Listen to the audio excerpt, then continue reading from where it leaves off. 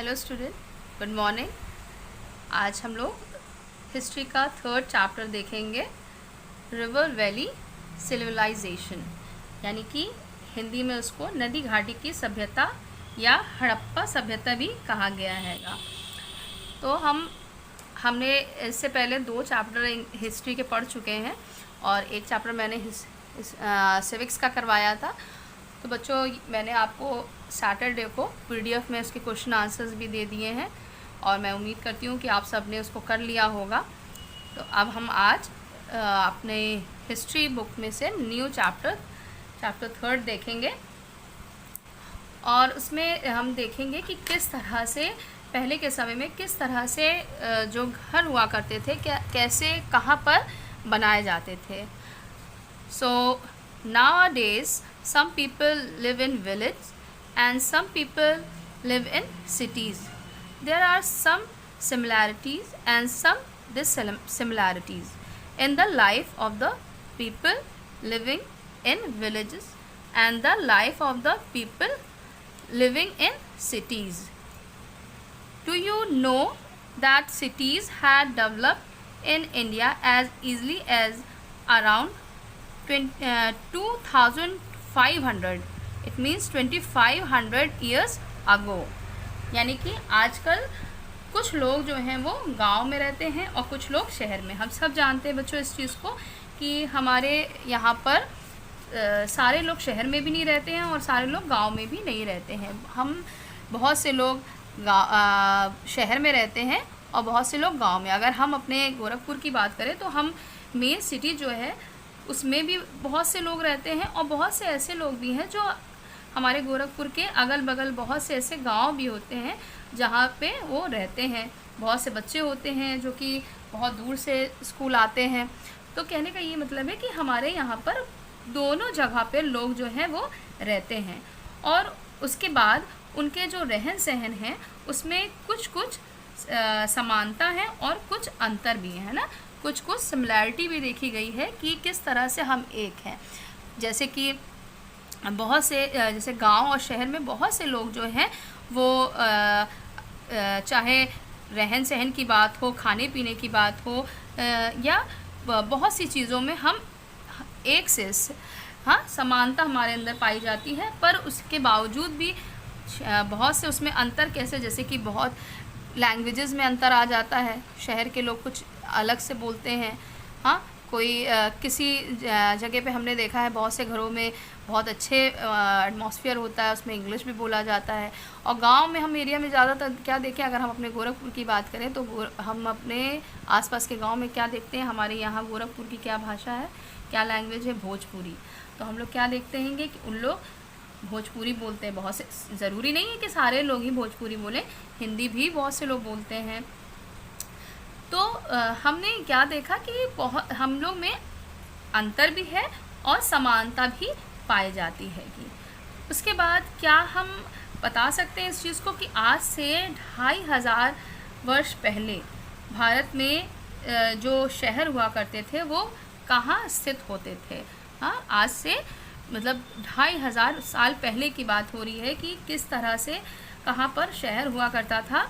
और हमें ये जानकर बहुत आश्चर्य होगा कि जो पहले के जो घर बनाए जाते थे, मतलब आज से 2500 साल पहले के जो घर बनाए जाते थे उनका निर्माण जब होता था तो वो भी उसी तरह से होता था जिस तरह से आज घर किस तरह से बनाया जाता। अगर आज के समय में हम देखते हैं तो घर कैसे, कंस्ट्रक्शन का काम कैसे चलता है, कैसे जो ईंटें हैं और सीमेंट है, बालू है, सरिया है, मतलब जो भी मटेरियल लगता है उससे घर का जो है वो बनाया जाता है या निर्माण किया जाता है। ठीक उसी तरह से आज से 2.5 साल पहले भी जब घर हुआ करते थे, घर बनते थे, तो ये उसी तरह से घर जो है वो बनाए जाते थे। ये जानकर हमें बहुत आश्चर्य हो गया क्योंकि हमें लगता है ना कि पहले के समय में हमारी जो नॉलेज है, हम क्या जानते हैं कि पहले के समय में मिट्टी के घर हुआ करते थे, झोपड़ी हुआ करती थी, लोग जैसे हट बना के रहते थे।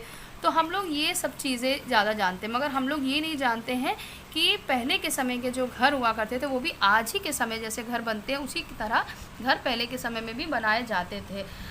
वो बात हमें क्यों पता चली कि ये जो अवशेष जो हैं उस समय के जो अवशेष किसे कहते हैं, जो कि बचे कुचे जो सामान होते हैं, जो भी मटेरियल्स होते हैं या कोई भी ऐसी चीज़ जो उस समय की बच गई हो और वो उस समय की जानकारी जो है आज हमें इस समय में दे रही है, तो उसे अवशेष कहा जाता है।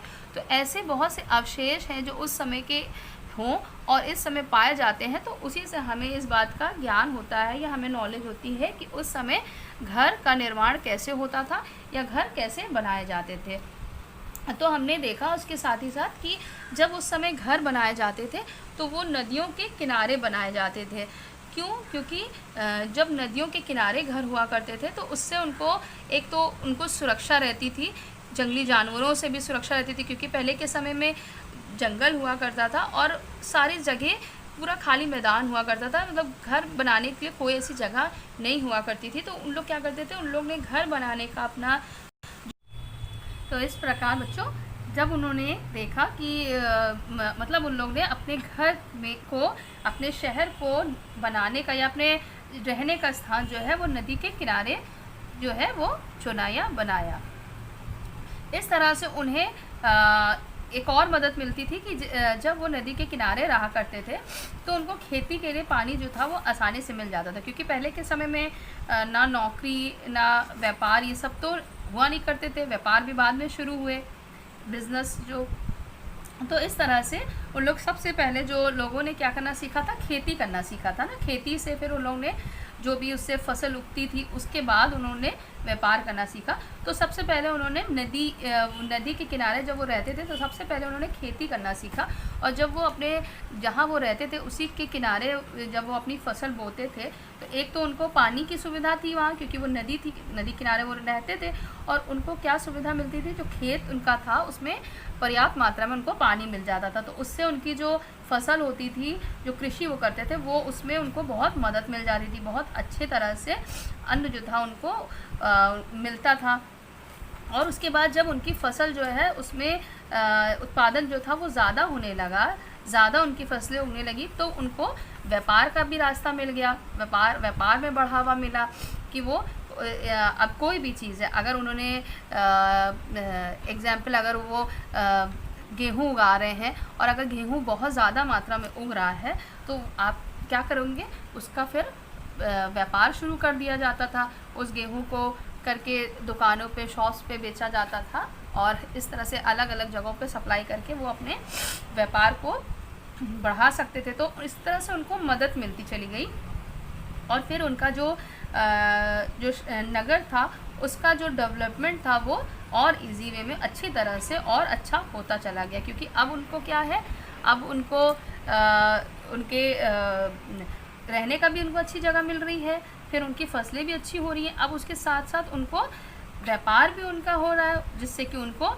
पैसे और जो उनकी इनकम हो रही है वो भी अच्छे से हो रही है। तो इस तरह से उनके क्या हो रहा है, हम क्या देख रहे हैं, डेवलपमेंट होता चला जा रहा है ना, विकास होता चला जा रहा है। और उन्होंने जब व्यापार शुरू किया तो उन्होंने सबसे पहले जल मार्ग जो था उसको शुरू किया। आप बच्चों इस चीज़ को जानते होंगे, इस चीज़ को और भी उसमें पढ़ा गया है पहले भी कि जो सबसे पहले जब व्यापार शुरू किए गए, व्यापार का मतलब आयात निर्यात, जो एक्सपोर्ट का, जो भी एक्सपोर्ट इंपोर्ट काम किया जाता है, जैसे कि कोई भी आप अपने देश में, जैसे कोई भी सामान या कोई भी चीज़ आपके देश में ज़्यादा हो रही है तो वो आप अपने देश से दूसरे देश में भेजना और कोई दूसरी देश से कोई दूसरी चीज़ को अपने देश में मंगवाना, इसी को आयात और निर्यात कहा जाता हैगा। तो इस तरह से व्यापार जो शुरू हुए तो उसमें उन लोगों ने सबसे पहला रास्ता क्या चुना, जल मार्ग, क्योंकि पहले के समय में जो जल मार्ग का जो रास्ता होता था, जैसे कि नाव से, शिप से जो सामान जो थे वो जाया करते थे या आया करते थे, वो सबसे अच्छा रास्ता माना जाता था। एक तो वो बहुत सस्ता हुआ करता था पहले के समय में और बहुत आसानी से और बहुत सुरक्षित तरीके से जो आपका आयात निर्यात या जो भी सामान आपका भेजना रहता था या मंगवाना रहता था वहाँ से व्यापार के लिए, वो बहुत अच्छी तरह से, बहुत अच्छे रास्ते से हो जाया करता था। इसलिए पहले के समय के लोग जो थे उन्होंने व्यापार के लिए सबसे पहले जल मार्ग यानी कि पानी का जो रास्ता था उसको चुना था। अब इसके साथ ही साथ उनमें जो उनका कृषि जीवन था वो तो अच्छा था ही, मगर उसके तुलना में जो उनका काम और जो उनका बिजनेस था, व्यापार था, वो ज़्यादा अधिक महत्वपूर्ण होने लगा, इम्पॉर्टेंट। कोई भी चीज़ें, पहले तो कृषि था क्योंकि कृषि के ही द्वारा उनका घर चलता था या उनकी इनकम होती थी, तो वो कृषि और खेतों और ये सब पे ज़्यादा ध्यान देते थे। पर अब क्या हो रहा है, अब कृषि के द्वारा जो चीज़ें उनको प्राप्त हो रही हैं, उससे अब उन्होंने क्या शुरू कर दिया है, व्यापार शुरू कर दिया है। तो अब उनके लिए क्या हो गया है, व्यापार जो है वो उनके लिए ज़्यादा महत्वपूर्ण, इम्पॉर्टेंट हो गया है। तो इस तरह से उन्होंने अपने काम को बढ़ावा दिया, बढ़ता चला गया, और अलग अलग जगहों पे उनका इस तरह का जो व्यापार था वो फैलता चला गया, मतलब उनका पूरी तरह से विकास जो है वो होता चला गया। ठीक है बच्चों, तो बच्चों मैंने आपको इतना समझा दिया है, आज के लिए इतना ही, और फिर कल हम इसको नेक्स्ट वीडियो में हम देखेंगे नेक्स्ट पॉइंट इसका, Indus river valley civilisation 2500 BC to 15,020 BC। तो अब हम लोग इसको यानी कि हड़प्पा सभ्यता जो है उसके बारे में, उसकी कैसे खोज हुई, इस बारे में हम लोग नेक्स्ट वीडियो में देखेंगे। तो बच्चों आज के लिए इतना ही।